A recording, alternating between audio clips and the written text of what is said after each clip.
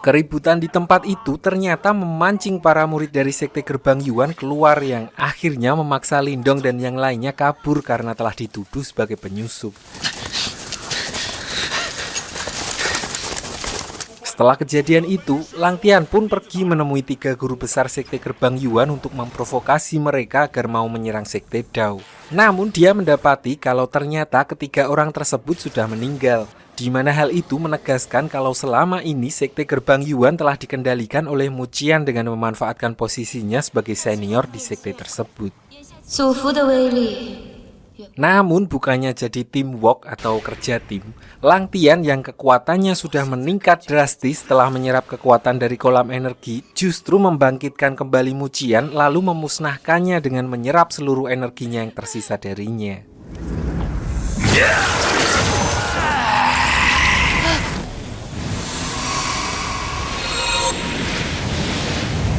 Lalu dengan memanfaatkan kosongnya kursi kepemimpinan karena meninggalnya kedua murid senior Sekte Gerbang Yuan, Lang Tian akhirnya mengangkat dirinya sendiri menjadi senior sekte menggantikan posisi Mu Qian. Lalu tanpa memberitahu para murid lain kalau pemimpin mereka sudah innalillahi, dengan mengatasnamakan guru besar, Lang Tian pun memerintahkan semua murid Gerbang Yuan untuk memburu Lindong dan memerangi Sekte Dao dengan alasan telah mencelakakan 3 murid senior sekte mereka.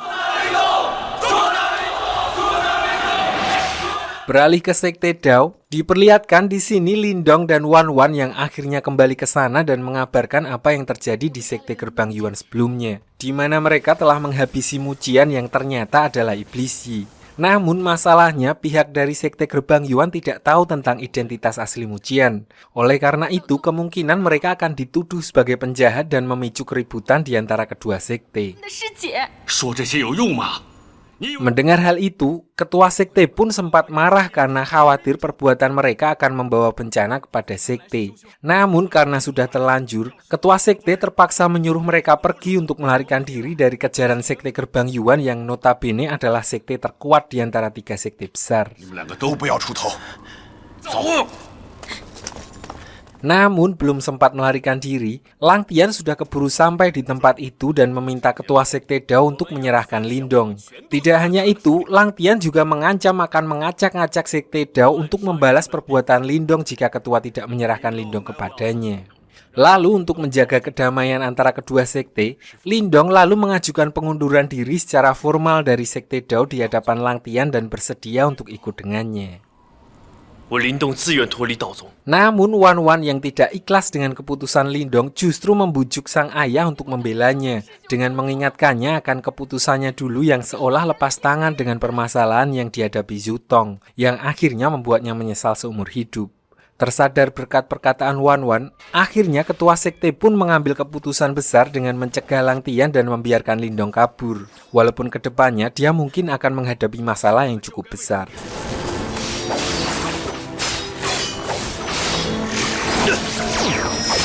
Tidak hanya itu, dia bahkan membiarkan Wan Wan untuk pergi menyusul Lindong walaupun dia tahu kalau hal itu akan membahayakan keselamatan anaknya.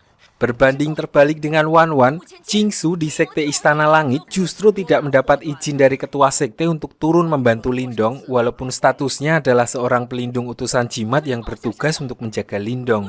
Ketua sekte beralasan kalau dia harus memastikan keamanan sekte terlebih dahulu sehingga Qingsu harus meminimalisir keterlibatannya dengan permasalahan yang sedang terjadi. Singkat cerita, Lindong, Wan Wan, dan yang lainnya akhirnya kembali ke rumah lama Lindong untuk sementara mengasingkan diri. Namun tidak berselang lama, mereka didatangi oleh Master Yan yang datang membawa pesan untuk Lindong, di mana dia berkata kalau asistennya baru saja mendapat info A1 tentang wilayah siluman yang saat ini sedang diguncang oleh energi yang sangat besar. Master Yan khawatir kalau hal itu akan membuat lautan iblis yang telah lama disegel kembali aktif dan membuat gerbang wilayah siluman terbuka. Mendengar hal itu, Lindong pun bergegas membangunkan teman-temannya untuk mengajak mereka pergi ke tempat tersebut. Namun di saat bersamaan, salah satu murid dari Sekte Dao mendatangi mereka, di mana orang itu mengabarkan kalau Sekte Dao baru saja diserang dan menyebabkan banyaknya korban berjatuhan termasuk senior Dao dan ketua sekte sendiri. Lindong akhirnya memutuskan untuk membagi tugas, di mana Xiaoyan dan Martin mencari jalan menuju ke wilayah siluman, sementara Lindong dan Wanwan pergi ke Sekte Dao untuk berusaha menyelamatkan mereka. Begitu sampai di pelataran sekte, Lindong dan Wanwan menemukan senior Dao dengan kondisi yang sudah babak belur dan murid-murid lain yang sudah terkapar. Sementara di dalam aula, kondisi ketua sekte pun tidak jauh berbeda. Namun, begitu menyadari kedatangan Lindong dan Wanwan, ketua sekte malah menyuruh mereka berdua untuk segera pergi dari tempat tersebut dengan nada yang menyentak.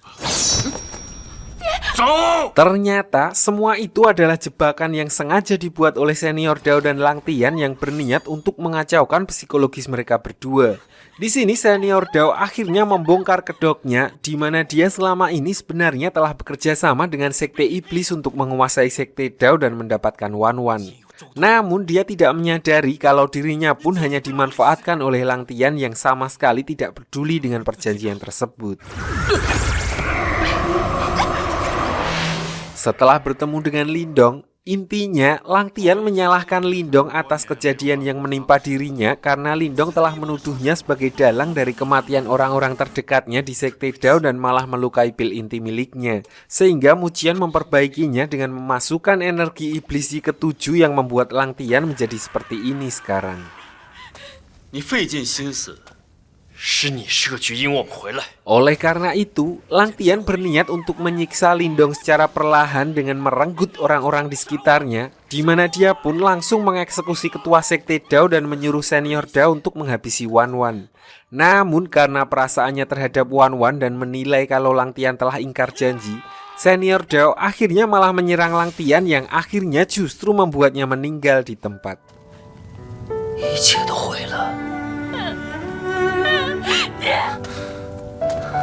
Di saat-saat terakhir, sang ayah meminta Wanwan untuk fokus menggantikannya memimpin sekte Dao, di mana akhirnya untuk menghormati sang ayah, Wanwan pun dengan berat hati menuruti permintaan tersebut dan melanjutkan kembali kultivasinya untuk menjadi master jimat es.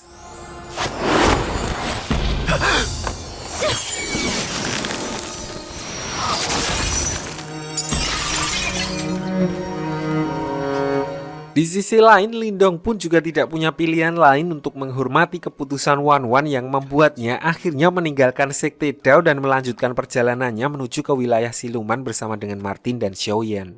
Namun di tengah perjalanan, mereka tidak memperhitungkan medan yang akan mereka lewati, di mana badai dan gunung berapi di tempat tersebut membuat mereka terpisah.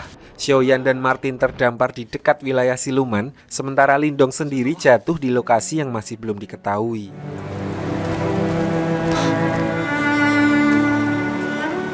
Di sisi lain, kabar tentang terbukanya gerbang wilayah siluman juga sampai ke sekte Istana Langit, di mana sang ketua mengetahui kalau hal itu juga berarti kemunculan jimat leluhur api yang diyakini berada di sana. Berdasarkan hal itu, ketua sekte lalu mengutus Qingsu untuk mendatangi tempat itu dan mencari keberadaan jimat leluhur api tersebut. Sementara itu, ibunya yang mengetahui kalau Qingsu telah dikirim menuju ke wilayah siluman pun jadi sedikit emosi kepada ketua sekte yang juga dulu adalah juniornya sendiri, di mana dia menilai kalau keputusan ketua sekte sangat membahayakan Qingsu karena kemungkinan besar jimat api saat ini ada di tangan ayahnya yang sudah hilang kontak. Ibunya khawatir kalau nanti Qingsu harus bertarung dengan ayahnya sendiri demi memperebutkan jimat tersebut.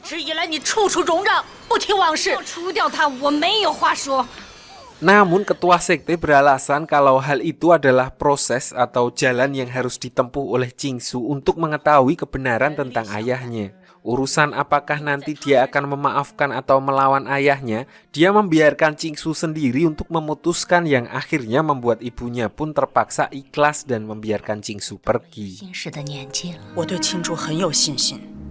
Sementara itu, Lindong yang sebelumnya terpisah, ternyata dia justru mendarat di dekat wilayah sekte kegelapan, di mana dia akhirnya bertemu dengan Lintan yang kini telah menjadi senior di sana. Bahkan saat mereka berdua ngobrol, Lintan pun mengaku kalau dia akan segera diangkat menjadi ketua sekte yang baru untuk menggantikan gurunya. Di sini Lintan juga meminta Lindong untuk sementara tinggal dan tidak berkeliaran karena orang luar dilarang untuk memasuki wilayah sekte kegelapan. Dan dia juga berjanji akan mengantar Lindong masuk ke wilayah siluman setelah pelantikannya selesai.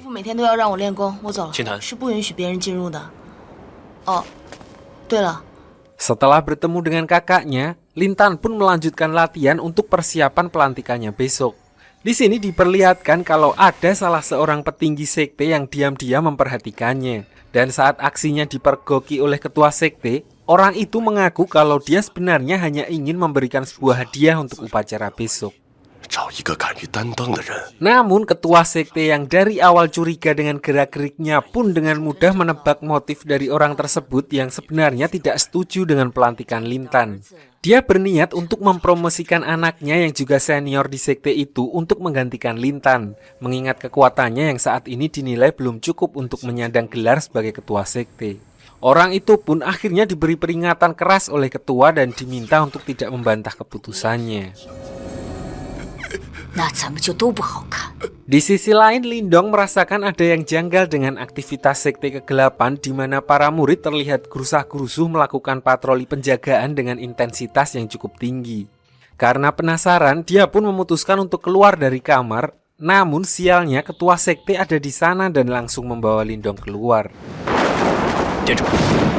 Walaupun Lindong adalah kakak angkat Lintan sekaligus pewaris jimat pelahap, ketua sekte tetap tidak mentoleransi keberadaannya dan akhirnya dia malah mengecor kaki Lindong setelah dia menawarkan diri untuk membantu apapun masalah yang sedang dihadapi oleh sekte kegelapan. Bahkan dia sempat marah kepada Lindong karena menganggap dirinya adalah calon pengganti leluhur Fuzu. Ketua sekte menilai kalau level kekuatan Lindong masih jauh di bawah leluhur Fuzu dan sama sekali tidak pantas untuk disebut sebagai penggantinya. Dia pun mengatakan dengan sebegitu hebatnya leluhur Fuzu, beliau pun sampai harus mengorbankan dirinya hanya untuk menyegel iblis Yi, apalagi Lindong yang selama ini masih bergantung kepada teman-temannya. Singkat cerita, acara pelantikan Lintan pun akhirnya digelar di mana dia harus melalui uji kelayakan dengan memasuki dimensi makam keramat sebelum resmi diangkat menjadi ketua sekte kegelapan yang baru. Di sini Lintan harus menaklukkan roh kegelapan yang disegel pada senjata kuno di dalam makam tersebut, sampai dia diakui sebagai tuannya dan mendapat restu untuk menjadi ketua sekte.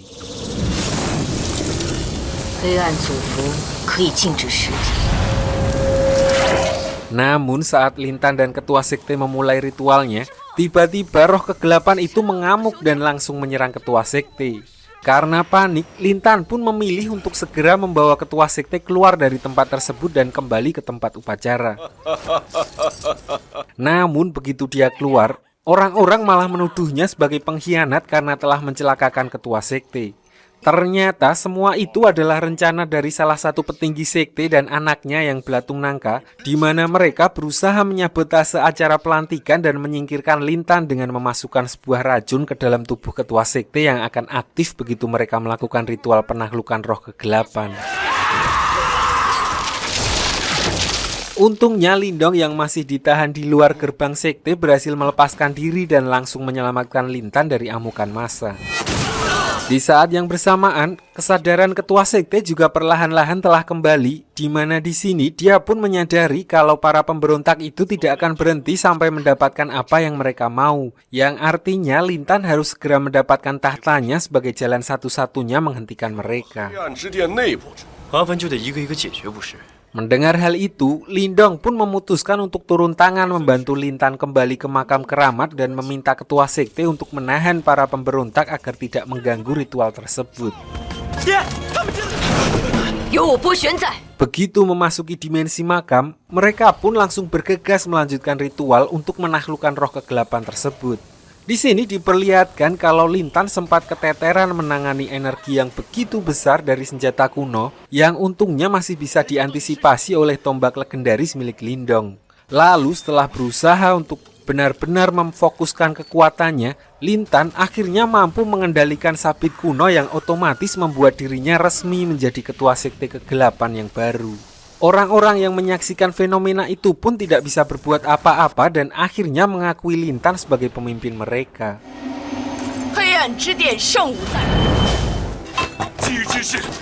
Lalu untuk menunjukkan taringnya sebagai pemimpin sekaligus memberikan pelajaran kepada para anggota sekte, Lin Tan pun dengan brutal langsung mengeksekusi si pemberontak di hadapan mereka. Sampai-sampai Lindong dibuat terkejut dengan perubahan sikap adiknya yang tiba-tiba bisa menjadi sangat kejam. Namun Lin Tan mengaku kalau dia sendiri pun sebenarnya terpaksa melakukan hal itu demi menjaga martabatnya sebagai ketua sekte kegelapan.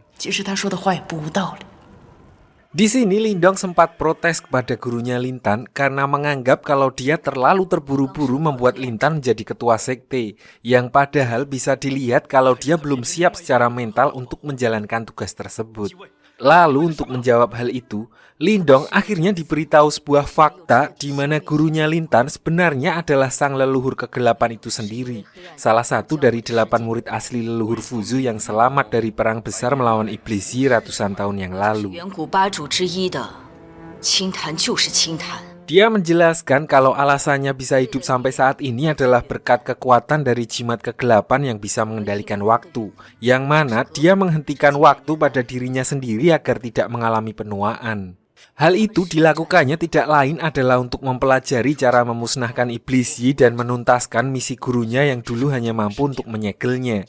Namun setelah ratusan tahun tanpa henti menggunakan kekuatannya untuk menahan waktu, dia merasa kalau sudah hampir mencapai batas sehingga harus segera mempersiapkan Lin Tan untuk menjadi penggantinya.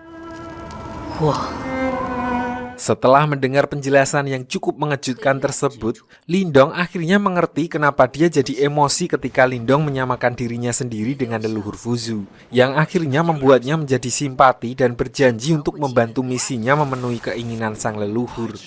Lalu dari sini Lindong pun pamit untuk melanjutkan perjalanannya ke wilayah siluman dan menitipkan Lin Tan agar terus dibimbing sampai mencapai level ketua sekte kegelapan yang sesungguhnya.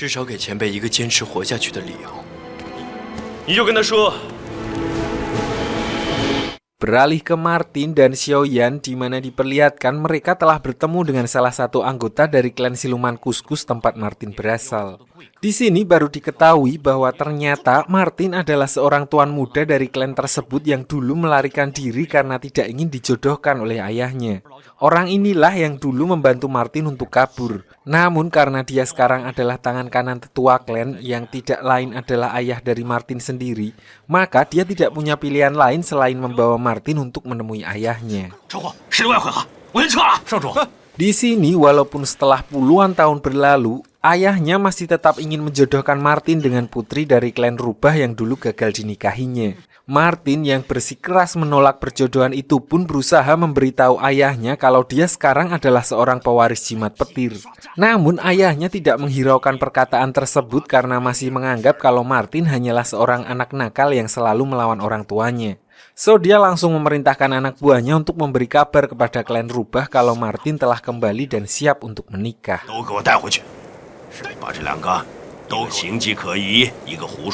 Di sisi lain diperlihatkan Lindong yang telah memasuki padang gurun wilayah siluman, di mana di tengah perjalanannya dia tidak sengaja melihat rombongan klan rubah yang sedang OTW menuju ke tempat klan Kuskus milik Martin. Dia pun mengikuti mereka dengan niat untuk meminta air agar bisa bertahan di tempat tersebut.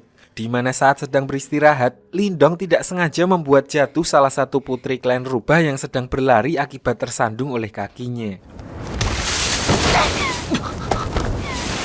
Setelah meminta maaf, Lindong lalu berusaha memanfaatkan kepolosan putri kecil itu untuk meminta air yang sedang dipegangnya. Lindong dan putri kecil pun sempat ngobrol di mana dia akhirnya mengetahui kalau ternyata klan rubah juga sedang menuju ke tempat klan siluman Kuskus. Namun tidak berselang lama, rombongan mereka didatangi oleh klan serigala yang dikenal sebagai klan perampok dan pembuat onar di wilayah tersebut. Dan tanpa ragu, Lindong pun langsung turun tangan untuk show off dan membantu klan rubah melawan klan serigala yang mana dia dapat dengan mudah mengalahkan mereka. Berkat jasanya tersebut, pemimpin klan rubah akhirnya mengizinkan Lindong untuk ikut rombongannya menuju ke klan siluman kuskus tempat Martin berada. Namun malam harinya saat mereka sedang beristirahat, Lindong dan anggota klan rubah lainnya tiba-tiba pingsan setelah meminum air yang sebelumnya sudah diberi obat tidur oleh putri klan rubah. Yang ternyata dia juga tidak ingin dijodohkan dan berencana untuk kabur dengan adiknya. Tidak hanya itu, dia juga mencuri jimat pelahap milik Lindong karena menilai kalau benda itu dapat membantu pelariannya. Sayangnya sebelum sempat pergi jauh, mereka lebih dulu disergap oleh klan serigala yang masih ada di sekitar tempat tersebut. Setelah berhasil menangkap sang kakak, mereka lalu mengikatnya untuk kembali memancing adiknya yang sebelumnya berhasil melarikan diri. Dan rencana itu ternyata berhasil di mana putri kecil tanpa rasa curiga kembali ke tempat tersebut dan membawa bantuan untuk membebaskan kakaknya, yang akhirnya malah membuat mereka semua tertangkap.